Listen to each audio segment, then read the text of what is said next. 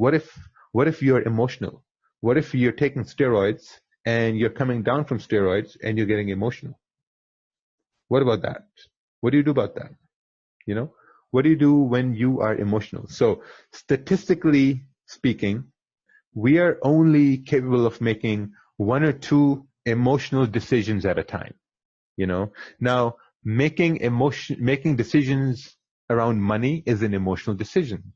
When you're taking a trade, you're taking an emotional decision. You're anticipating price to continue in a way you want it to continue and generate profits for you. That's basically what you're saying, right? And what I've seen is no matter how good you are, write this down right now. No matter how good you are, the moment you step into the third and the fourth trade, you will start to lose trades. You can write this down on a sticky note, hang it on your monitor, tattoo it on your head, or whatever you want to do. But like if you stick to one or two trades, you will become profitable in like 2-3 man. What's 2-3 months, man? I see people deposit and never do a withdrawal. Why are you just depositing and never withdrawing? Because you're not sticking to one or two trades. That's it. There's nothing more to it. I see people scalping all day. Oh yeah, I'm a scalper. I scalp 10 times a day. Well, then good luck. You're going to redeposit 10 times a month. So you really have to keep that in mind. One or two trades, just stick to that. If you can't stick to one or two trades for at least 2 or 3 months, trading is not for you. You got to stop trading because you're mentally not capable of trading. You might be good at some other aspects of life. Don't get me wrong, man. Like I have people who are great at what they do at their jobs, but they suck at trading. Why? Because one or two trades. You just have to stick to one or two trades. And honestly, that's the key.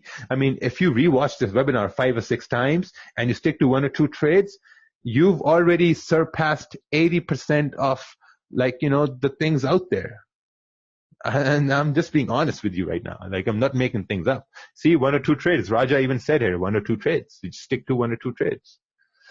Always look to see how could you have taken the right trade instead of crying over how you should have been right. And stick to 6 pairs max. I think that guy should be booted. So whenever you take a loss, never turn around and say, okay, man, I took a loss. Things were going my way.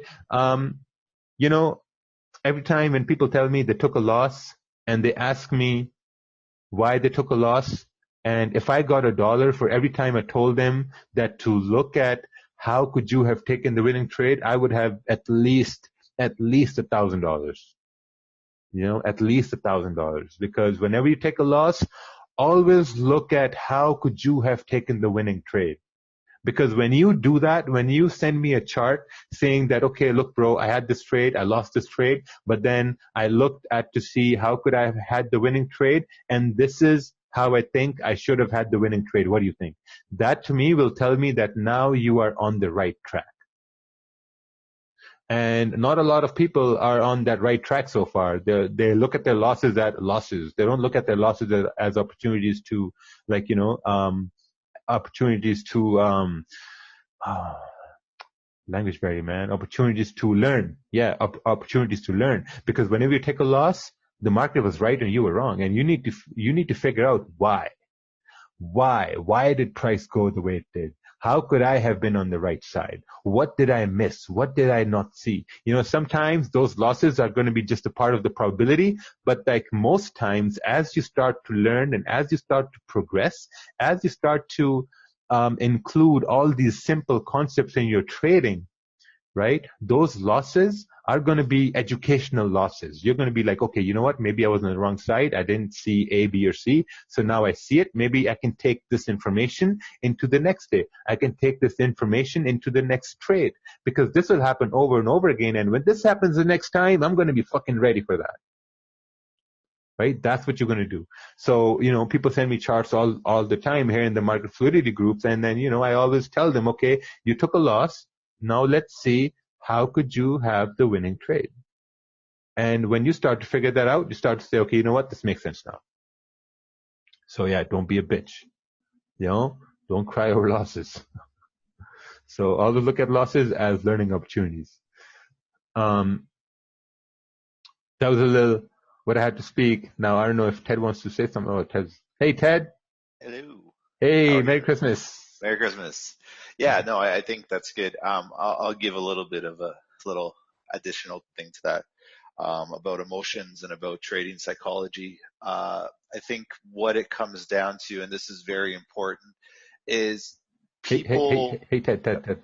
Uh, you want to hear your screen, or is this okay? Oh no, it's okay. Yeah, yeah, Uh, keep it there. okay.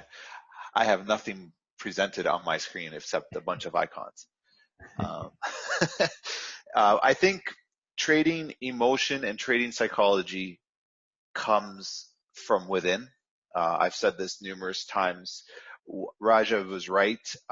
In terms of making emotional decisions, a lot of your emotion comes from your lack of preparation and also your lack of understanding in the markets. And the lack of understanding and the lack of preparation should not be seen as a weakness because that is where your frustration comes from, right? If you turn around and take 10 trades and each one of those trades are a losing trade, like Raja said, you should not look at that as a negative. There's a negative impact to your bottom line, but the only impact you should feel is what should I do now to improve? How can I take this opportunity and look to improve upon it? The biggest hurdle that you have is that chasing of the dollar because everybody wants money. Everybody feels that they need money to live, which is an accurate statement. But what is an inaccurate statement is everybody should be trading Forex and everybody should be successful in Forex. That is the most inaccurate statement that can be presented to you. So you as a new trader have to come to various terms or various agreements with yourself. And I think we talk about this a lot. The first agreement you have to come to with yourself is you have to be honest. You have to understand why you are actually wanting to trade. Is it because you're passionate about Forex? Maybe you have a finance background. Maybe this is something new for you. Maybe you want to try it out.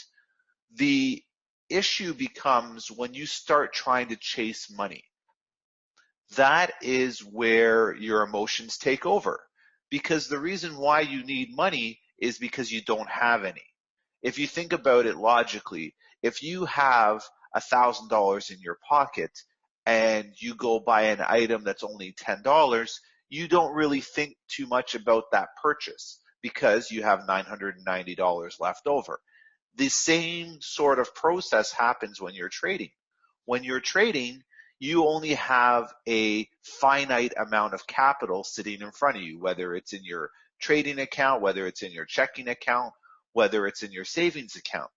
So every time there is a negative interaction and you do not have an option to replenish from that negative action, there is a mountain of stress that appears over you, right? It's similar to when you have a car and you drive your car every day to get to work, and then suddenly one day your car breaks down. Where does the stress come from? The stress comes from the fact that your car has broken down, but more importantly, now you have to put money that you weren't expecting to outlay to fix your car to get to work. If your car is under warranty or your car, you have the money to fix your car, there's no stress, right? Have you ever thought about that? When you have a car and, you have to put gas in your car and you have, $20 or $30 in your pocket, it's not stressful to go put gas in your car. Stress comes from the lack of having something or the lack of the ability to get something. So now when you look at trading and we go back to the psychology of trading, this is the exact same phenomenon. The problem is people don't understand that correlation. You graduate high school, you graduate university, you have a crappy job, you are earning crappy money, You live a crappy life. You have crappy friends. You have a crappy spouse or a significant other. Everything in your life is crap. And this is your last opportunity to become uncrap, right? This is your opportunity to become great. And when you start failing at this, now that coincides with the rest of your life. And now you start to think, well, I'm never going to be good. This is all XYZ. I don't understand what's happening. These are emotions that you have to be able to control, and you have to be able to think of a logical sequence on why things are going crappy.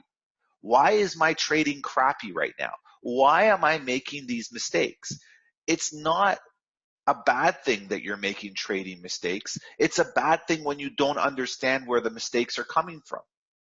So now, how do we turn around and adjust and control our emotion?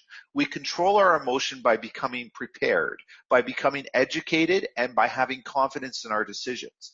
This comes from having experience. But how do we gain that experience when all we do is make incorrect decisions? Like Raja said, what could we have done to have a correct decision?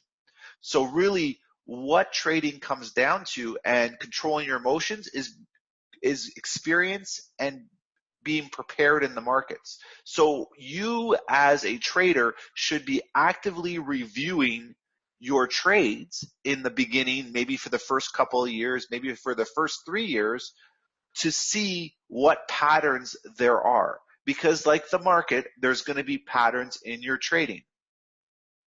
So now when you look at your patterns in your trading, you're going to start to notice things. You're going to notice your wins, and you're also going to notice your losses. The idea behind controlling your emotions is, how do I gain more wins, and how do I reduce my losses? We don't have to reduce losses to zero. We just have to make sure that anytime that we take a loss, we understand why the loss was taken, because that then gives you confidence, right? Think about it this way. Think very logically through this sequence. If you go to start a race with somebody, right? And you're standing at the starting line, and you look to the left or look to the right, and the person beside you looks better than you, looks more in shape, looks stronger, you can see them warming up, and you're just a slob. There's going to be probably a higher chance that you're going to lose that race. Why do you believe you're going to lose that race? Because you've made an observation. You've evaluated just at face value that person beside you. And you've evaluated yourself at face value just beside you. So now you understand that there's a high probability that you're going to take a loss in this race, but now the question starts to arise, why am I taking a loss in this race? So now you run the race, you lose by 3 seconds. Now you can evaluate, well, why did I lose by 3 seconds? I saw that person using better form. I saw they had more muscle in their legs. I saw that it looks like they knew what they were doing. So now you taking the loss, what you've done is you've rationalized the loss, not in a way that you're making an excuse, but in a way now that you can turn around and say, how can now I improve and be more competitive? So I look at my opponent and I look at what my opponent just did to me. I'm not mad that my opponent beat me. I am now evaluating my own person, my own structure, my own physicality, and saying, hey, if I want to be able to compete at that level, this is what I have to change. Now with trading, you're doing the exact same thing. I take loss after loss after loss. There should not be a frustration. After your third, fourth, or fifth loss, you should be taking a closer look and saying, hey, what pair am I trading? What days am I trading on? What hours am I trading in? And you should be charting out that information, and you'll start to notice a pattern. Hey, every time I've taken a loss, I've taken a trade just before the hour close, or I've taken a trade and it looks like we were at a resistance level based on a higher time frame, or I took a trade towards the end of a session, or I took a trade at the beginning of the market, the beginning of the week in the market open.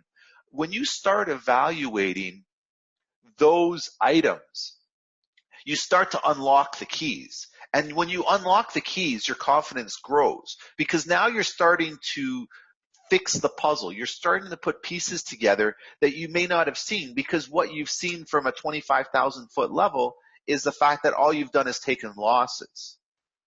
That's the mistake, and that's the emotional part of trading. People message me daily and say, hey, Ted, I just keep losing. I'm not consistent. Yeah, and you know what? I'm not blonde. What's your point? Like, those are irrelevant conversations to have. Telling me that every day you've been inconsistent, telling me that you've taken losses, that is not going to help in any shape or form. So this is right away when you start saying those things, you're already admitting that you don't have critical thinking skills, because what you're doing is you're making a generalization. I'm not consistent, Ted. I've been trading for 6 months. I can't win. Okay. Well, after month 1, when you realized you couldn't win, why were you not going back into those losing trades and seeing what pattern was being formed? Everything in your life has a pattern. Everything in your life has a pattern. You wake up in the morning, you do certain things. You eat certain foods. You go to certain places. You have certain friends. You'll notice that you have a pattern. Everybody has a pattern. When you identify that pattern, that allows you to grow as an individual, right? You can turn around and complain about your situation, or you can say, why am I in this situation to begin with? How did I get here? It's the same thing with trading. Your emotions come from not understanding how you got there. That is what you have to understand. And that is not something that will happen overnight. You are acting as if you are a scientist or a detective. You're trying to solve the riddle. You're trying to solve the crime. You're trying to solve the experiment. Because what you're looking at is you're looking at the various items that you have in front of you, and you're trying to say, why does this pattern keep happening? It's the same thing when you win trades. You want to continue winning. So what do you do when you win trades? You go and review your trades because you're happy. You're ecstatic that you're making money. So, hey, how can I replicate this process? When you're losing trades, you don't have motivation to go and look through them because you're ashamed. Oh, I lost money. I lost this. I'm no good. That is the point where you should be focusing more of your energy. If I'm scoring 30 points a game in a basketball game, I don't have to look at the fact of how can I score more. I just have to keep doing the same thing over and over again, because 30 points is a pretty nice number. What can I do to increase that number? Well, I'll pass the ball less. I'll hog the ball more. I'll take myself and throw myself at the basket more often. It's the same thing with trading. How do we increase our results? How do we generate a more substantial income? It doesn't come from trading more. It comes from being more consistent with what we're doing. And as we become more consistent, the dollars that you have in your trading account continue to increase. It has nothing to do with your capital size. It has everything to do with your ability to repeat the same thing over and over again. And it's not about making 100% of your trades accurate or correct. It's about understanding that you are taking the highest probable setup based on the comfort level of your trading ability. Some people can't trade on the shorter time frames. That's fine. Some people can't trade on the longer time frames. That's fine too. The idea behind trading is figuring out what works best for you and how that will help you as a trader. The issue that most people fall into, or the trap that people fall into, is they fall into, well, this person trades this way and has this amount of success. I now will copy that person so I can copy that success. That does not happen. As the market changes every day, conditions change every day. We must adapt as traders every day. So you as a individual trader must find your comfort level in the market. It's an individual sport. It's an individual activity, trading. You use people around you to bounce ideas off of, to discuss strategy, to discuss, hey, does this make sense? Does this not make sense? That's what you do. When people message me and say, hey, Ted, I've been consistent because I do this and this and this, great, congratulations. I'm happy that you found your style of trading. Now, your job is to continue that style. And if you have questions, when you pose the questions, you talk about how you approach the market and why you thought that this could have been an error. And is there something that you, or, you know, in the case, do I see that maybe you as a trader missed? That is how you use the community. That is how you use your friends. That is how you use other traders. You don't push your ideas onto other traders. You ask them, hey, is there something you think I missed here? That is the value in bouncing ideas off of other traders. At the end of the day, you're the one that's going to be executing. You're the one that is always going to be keeping score with your account size, with your lot size, with, you know, your consistency. The idea, once again, is to bounce ideas off of other traders and use the community as a resource and modify your trading for your comfort level. Some people can't drive cars fast. Other people will go to this faster 2 times or 3 times past the speed limit. It's different thresholds. It doesn't mean that the person driving fast is doing something really right, or the person driving really slow is doing something really wrong. It means that they're within their boundaries, and that is going to bring you the best success. When you're able to focus within your boundaries and look at trading from a unique perspective that works for you. So I think that's pretty good information. And I don't know if I have anything else to say.